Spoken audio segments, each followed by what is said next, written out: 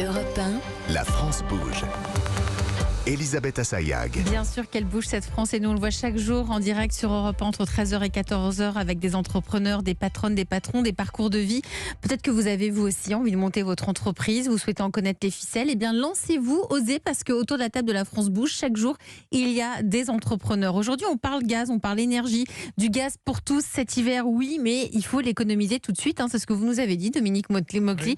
Vous êtes le PDG de Teréga. Tiens, justement, on était en train d'échanger là, avant la page de publicité, on est en train d'échanger avec Julien Tchernia, cofondateur d'Equateur.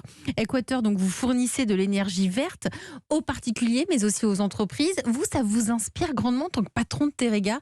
Teréga, donc vous stockez le gaz. Oui, alors nous, on stocke le gaz, mais ce qui m'inspire surtout dans le projet d'Equateur, c'est que d'abord, quand j'ai vu Equateur, le nom en lui-même m'interpelle. Mais au-delà de ça, ce qui pour moi est parce que pour nos auditeurs, c'est EKWATEUR, c'est pas l'Équateur. Parce qu'on vend du kilowattheure. Et voilà. Très bien. Mais surtout, c'est que c'est un projet extrêmement cohérent qui a placé au cœur la décarbonation. Et à partir du moment où on raisonne tous, et c'est un message que je passe aussi à nos auditeurs, si vous voulez innover, placez les vraies ruptures au cœur de vos projets. Eh bien, la décarbonation, le digital, ce sont des vrais éléments qui permettent de faire des ruptures. Des ruptures, et en plus de ça, ça reste français, ça c'est vraiment important aussi. Oui, parce que l'énergie, en particulier celle qu'ils commercialisent, est souvent une énergie produite localement. Et la crise énergétique nous montre à quel point il faut tout faire pour produire et rester. Nous sommes aussi avec Vincent Piepiora. Vous êtes le président fondateur d'Energo. Bonjour Vincent. Bonjour. Vous, votre solution développe une technologie qui convertit les gaz rapidement, c'est moins cher et c'est plus écolo. C'est ça. On résume comme ça. La France bouge. La pépite du jour. Vous avez 39 ans, Vincent, vous venez de Lille. Vous avez développé donc cette solution qui est en train de bousculer, on peut le dire, le monde de la chimie. Vous avez une formation d'ingénieur, vous avez passé 10 ans chez Total. Et puis un jour, vous êtes retourné voir votre prof de chimie à l'école pour échanger avec lui. Vous aviez un petit peu envie d'air, de respirer. Et à partir de ce moment-là, vous vous lancez. Vous avez mis au point donc cette technique complètement révolutionnaire qui consiste à convertir les gaz de manière très rapide. C'est cela ? Et très économique. Et très économique. Oui. Bien, vous allez nous raconter tout ça en détail. C'est parti pour votre pitch. Energo, c'est quoi ? Vous avez 1 minute. Merci. Alors Energo, nous, on est une solution pour tous les producteurs de CO2 qui veulent se décarboner et pour tous les acteurs qui veulent bénéficier de produits verts, donc de produits verts, du méthane vert, de l'hydrogène, des biocarburants ou de la biochimie. Comme vous l'avez dit, on a développé une technologie de rupture qui permet de faire des gains en coût significatifs. C'est une technologie qui est issue de l'académie. On a commencé à Chimie Paris en 2018, donc c'est assez récent. Ensuite, nous avons donc développé et fait ce qu'on appelle un scale-up, c'est-à-dire une montée en échelle, jusqu'à lancer notre première unité industrielle en 2021, qui a d'ailleurs été on a été les premiers à injecter du biométhane de synthèse dans le réseau cet été. Nous avons une équipe de 10 salariés, nous avons bougé à Lille en 2021. Et on est à cœur donc de développer cette technologie, de produire localement en France tous nos équipements. Et voilà, je crois que la minute est terminée. Oui, la minute est terminée, mais on a déjà bien compris. Merci à vous, Vincent, pour votre pitch, fondateur d'Energo. Alors, on a bien compris. Je me tourne tout de suite vers Nathalie Carré, qui est en charge de l'entrepreneuriat à la Chambre de commerce et d'industrie, qui chaque jour étudie les projets d'entreprise, qui soient déjà aboutis ou au commencement. Et elle a toujours 2-3 conseils assez pertinents à vous donner. Bonjour Nathalie. Bonjour Elisabeth, bonjour tout le monde. Alors vous avez regardé Energo, quelles sont les forces et les points à améliorer selon vous ? Alors déjà, les initiatives pour recycler le CO2 émis se multiplient, c'est tant mieux, parce que si le zéro déchet est possible, le zéro CO2 est impossible. Donc autant le recycler, surtout que c'est un gaz en fait plein de ressources utiles. Parce qu'en fait vous ne transformez pas le plomb en or, mais les déchets agricoles en énergie verte avec la complicité, pour l'instant en tout cas, des agriculteurs méthaniseurs de France. Et puis vous avez dépassé le stade de la conception, puisque vous avez réalisé, vous venez de dire, un essai cet été qui a été couronné de succès. Donc le stade de l'industrialisation est proche. Vous entrez dans la catégorie des idées qui fonctionnent, et sur ce sujet, il n'y en a pas tant. Donc ça, c'est pour les points positifs, et il y en a quand même beaucoup. Vous dites qu'il n'y en a pas tant, il y en a beaucoup. Il y a tout de même des points améliorés, parce qu'il nous l'a dit, là, Vincent, la technologie a fait ses preuves, mais bon, maintenant, il faut vendre.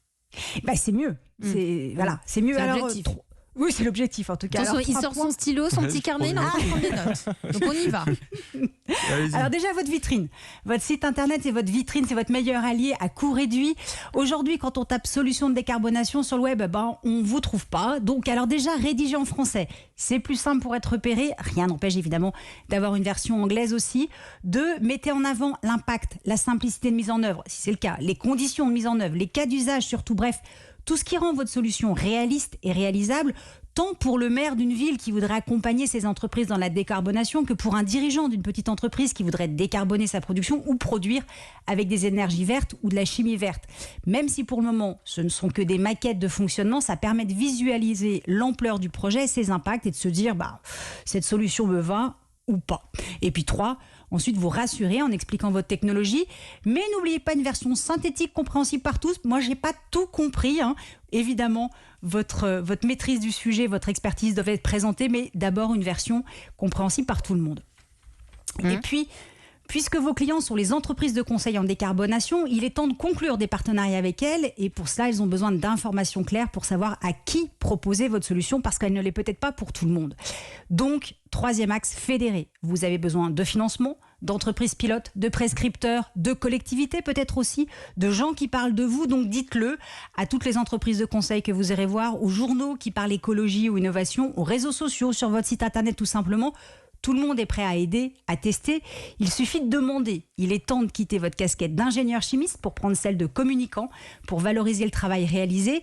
Et vu qu'il y a déjà plus de 400 agriculteurs méthaniseurs qui sont une source de CO2 pour vous, commencez par nos campagnes où ils sont implantés. Et peut-être qu'on pourra dire que Energo, c'est l'alchimiste du CO2 qui redonne de l'air pur à nos belles campagnes. Ça vous inspire quoi? C'est bien, hein? Merci Nathalie Carré, Vincent. C'est ce que je suis en train de faire, passer à la radio et communiquer de plus en plus. Et parler, vous sortez de votre casquette d'ingénieur. Vous, votre objectif, c'est de créer des sites industriels. Oui, tout à fait.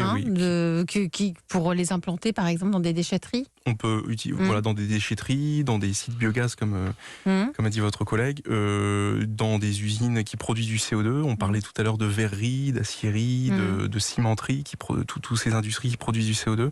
Et donc pour nous, c'est une superbe ressource et on peut faire des produits à partir de ces émissions.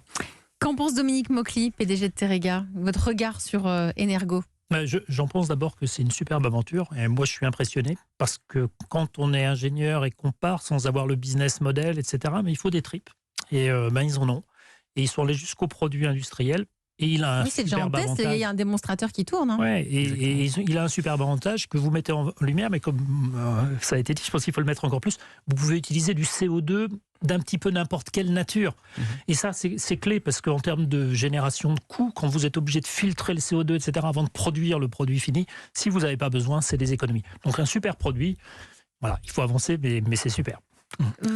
Julien Tchernia, votre regard sur Energo? D'abord, j'aime beaucoup les conseils de Nathalie Carré. Toujours, c'est brillant. Si vous voulez travailler chez Équateur, Nathalie. Nathalie, vous avez une proposition. Alors, juste, je viens d'aller faire un devis, mais j'ai un petit bug. Alors, je voudrais. D'accord. Oui, c'est pour ça que j'ai besoin de vous.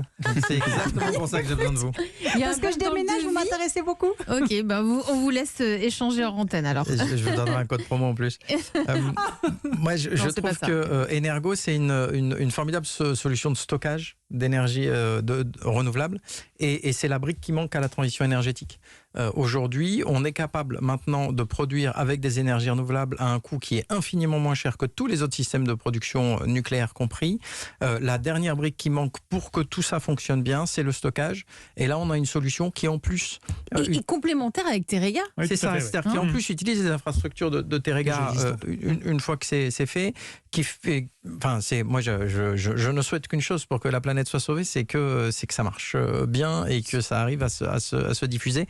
Parce que on est là, on est sur la brique manquante. On est sur la brique manquante. En tout cas, vous nous donnez des nouvelles, Vincent Pipiora, sur l'évolution et le développement d'Energo. Et puis si vous aussi, vous avez envie de nous envoyer votre projet d'entreprise, si vous avez envie de venir pitcher et d'avoir les précieux conseils de Nathalie Carré, tiens Nathalie, à qui il faut l'envoyer? Quelle est l'adresse?